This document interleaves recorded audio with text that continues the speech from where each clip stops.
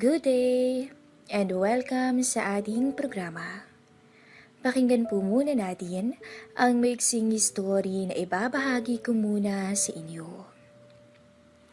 Magandang gabi, Miss Callie, at sa inyong mga tagapakinig. Tawagin niyo na lang akong Lori. Ang bahaging ito ng buhay ko ay hindi ko makalimutan at maaaring magsilbing lakas ng mga kababaihan na minsan nang sinubok ng mga lalaking kung kumilos, akala mo wala silang respeto sa mga babae. High school pa lamang ako. Marami ng lalaki na umaaligid sa akin. Maganda kasi ako at makinis. Walang hindi lumilingon kapag dumadaan ako sa harapan ng lahat.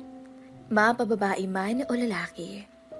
Katulad ng tipikal na estudyante, sumasakay ako ng jeep sa pagpasok sa eskwela. At ang ikukwento kong ito ay may kinalaman sa mga driver. Isa na roon, si Brando. Buo na naman ang araw ko. Naisakay na naman kasi kita, Miss Ganda. Iyon ang palaging bunga ni Brando sa akin. Ang driver na si Brando ay may makisig na pangangatawan at magandang ngiti. Sa tingin ko ay 5 taon lang ang tanda niya sa akin. 16 pa lang ako nang una ko siyang makilala. Ngayon na 18 na ako, nananatili pa rin siyang driver na ang biyahe ay dumaraan sa kanto ng bahay namin patungo sa eskwelahan. Hindi ka pa nagsasawa sa pagsasabi niyan? Mula noon hanggang ngayon, sinasabi mo yan ah. Natawa siya sa sinabi ko. Maganda ka naman talaga eh. At totoo naman na nabubuang araw ko sa tuwing nakikita kita. Mahirap magpigil ng kilig. Lalo na kung para yun sa isang driver. Baka makarating sa amin. Ano na lang ang sasabihin ng nanay at tatay ko? Na pinag-aaral pa naman nila ako sa magandang klase ng school. Tapos makakaramdam lang pala ako ng kilig sa isang hamak na driver. Kaya katulad noon, hindi ko siya pinansin. Para na po, bagkus ay sabi ko na lamang. Bumaba rin ako nang hindi man lang siya nilingon. Kahit patuloy niyang sinasabi na mag-ingat ako at huwag magpapagutom. May mga katulad din niya si school. Kung biruin ako, talagang type ako. Pero iba si Brando. Kinakain niya ang buong araw ko. Lagi kasi siyang laman ng isip ko. Hindi lang minsan na napaglaruan ko sa utak ko na nagde-date kami. Marami ang pagkakataon na nadidismaya ako sa sarili ko. Sabi ko pa si Brando lang ba ang pangarap ko? Hanggang sa jeepney driver na lang ba ako? Para saan bang pag-aaral ko? Kapag ganoon, parang napipilit ko naman ang sarili ko na alisin siya sandali sa isipan ko. Lalo na kapag naaalala ko ang kiniinisan kong kapwa niya jeepney driver. Inunahan ko na talaga si Brando Buti na nga lang nasiraan siya, kaya ako ang nasakyan mo. Sabi sa akin ng driver na may pagkabastos. Siya si Mang Turbo. Kung tawagin ng mga kasamahan niyang jeepney driver diyan. Inirapan ko siya. Ganon niya ako kausapin sa pabulong na paraan kapag halos lahat ng pasahero ay nakababa na at konti na lang ang laman ng jeep. Palibhas ay kakaunti lang ang jeep na nandoon sa kalsada namin. Sila-sila lang din. Tapos nasa dulo ang bahay namin. Nauuna talaga ang iba na makababa kaysa sa akin, kaya nagkakaroon ng time si Mang Turbo na bumulong. Iha, hinog ka na. Kapag gusto mong magpapitas, andito lang ako Ganyan siya kasira ulo.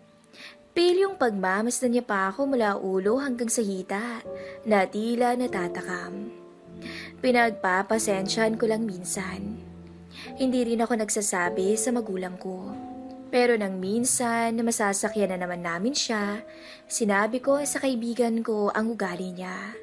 Hanggang sa buksan sa akin ng kaibigan kong si Geraldine ang isang plano. Sakyan ko raw ulit si Manong driver. Pagkatapos, i-video niya. ibibideo niya. Masyado na raw akong binabastos ng matanda at dapat daw hindi ko yun pinapayagan. Tama naman ang kaibigan ko. Dahil nananatili akong tahimik at hindi pinapansin ng matanda, kaya siguro nawili siya. Napapayag ako ni Geraldine sa plano nang malaman kong may mas bata pa pala sa akin ang winawalang hiyari ng matandang driver na yon. Talagang makapal ang mukha niya. Inalam din namin kung anong klaseng pamilya ang meron siya.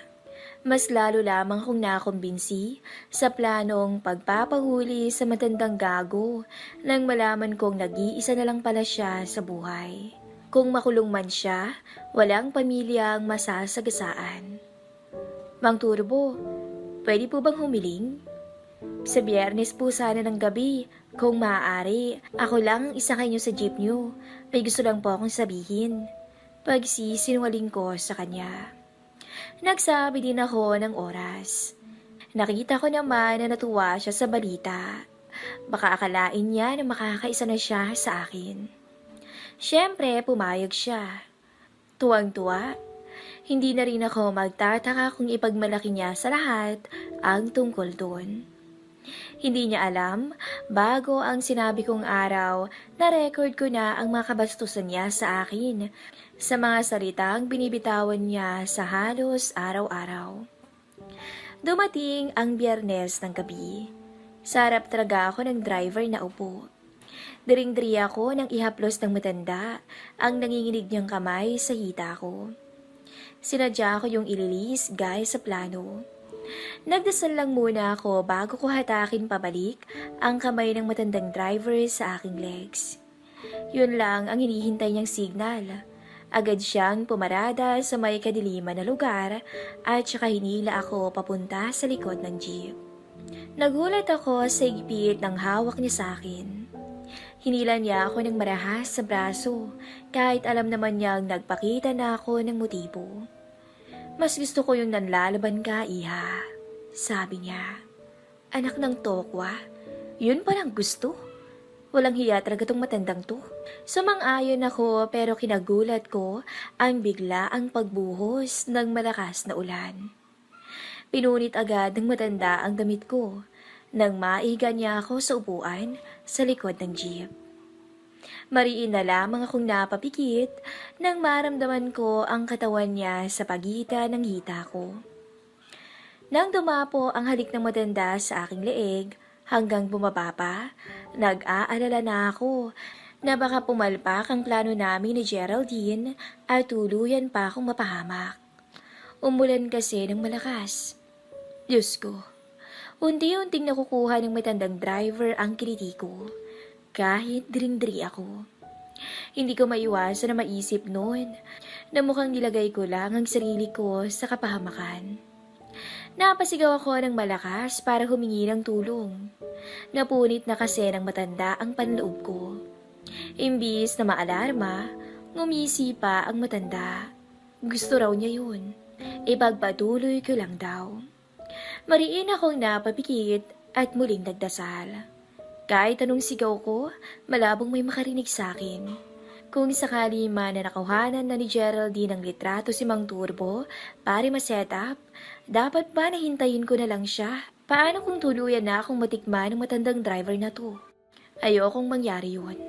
Kaya natatakot man ako, ubod ng lakas ko pa rin na tinuhod ang matanda. Mabilis akong kumilos. Kahit underwear ko na lang ang maayos sa suot ko, pinilit kong makababa sa jeep. Tinawag ko ang pangalan ng kaibigan ko. 8:00 pa lang ng gabi, nang pumarada ang matanda sa lugar na yun, pero wala ng katao-tao sa paligid. Para akong nawala ng pag-asa. Hindi ko pa nararating ang pwestong napag-usapan namin ni Geraldine na pagkukublihan niya. Bigla ko nalang naramdaman ang mahigpit na pagyakap sa akin ng matandang driver mula sa likuran ko. San ka pupunta? Akala ko ba gusto mo to? Galit niyang sabi sa akin. Nagpumiglas ako mula sa pagkakayakap niya at sinagaw kong pilit ang pangalan ng kaibigan ko. Ngunit wala talaga to. Mukhang hindi nakarating sa usapan. Ang nasa isip ko noon, kawawa ako kapag hindi ako nakaligtas sa kamay ng matandang driver. Pero maya-maya lang, dinilig ng Diyos ang dasal ko. Dumating si Geraldine, nakasama si Brando. Sorry, Lori. Nahuli ako ng dating kasi umulan. Sinama ko na kaagad si Brando para tulungan tayo. Nagmadali na nga kaming pumunta at baka kako na paano ka na. Abot-abot ang hingi ng paumanin sa akin ni Geraldine. Niligtas nila ako. Niligtas ako ni Brando sa kamay ng kasamahan niyang driver. Pagkatapos kong kabahan at matakot na baka mapano ko sa mahilig na matandang yun, nag-init naman ang mga mata ko at puso ko nang yakapin ako ni Brando. Dinampian din niya ng halik ang noo ko. Sa huli, napapulis namin si Mang Turbo. Mula nang mangyari yun, naging close na kami ni Brando. At ang mas magandang nangyari pa, hindi ko na siya kailangan na ikahiya sa mga magulang ko. Mula kasi nang iniligtas niya ako sa kapahamakan, nakilala siya sa amin. Tinanggap ng magulang ko kung anong klase siyang tao. Naging mabuti rin si Brando habang nililigawan niya ako. At siya mismo ang nagkusang mag-aral para raw pagdating ng araw, sabay kami sa pag-abot ng mas malawak pa na pangarap namin. Lumipas ang taon. Pareho na kaming may magandang trabaho at income. Ang sabi nga, sa inabahaba ng prosesyon, sa simbahan din ang tuloy. Ilang anak ba ang nais ng misis ko? Pilyong tanong sa akin ni Brando. Nilihis niya ang suot kong belo bago niya ako maalab na halikan. Matagal na panahon mong hinintay ang pagkakataon na to, Brando. Tama ka. May hinanda ka bang masabog sa performance mo ngayong honeymoon natin? Bahagya akong natawa. Pero tama naman siya. May hinanda nga ako. Habang nakatayo si Brando, naupo na ako sa kama at unti-unting nagkalas ng suot. Nakikiliti ako na humahagik-gik nang makita ko kung paano siya mapalunok. Sinabihan ko kasi siya na wag munang gumalaw at panoorin niya lang ako. Nang wala na ako ni isang suot, tumayo na ako ulit.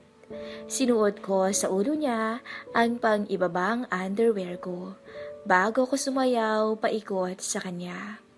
Walang tugtog.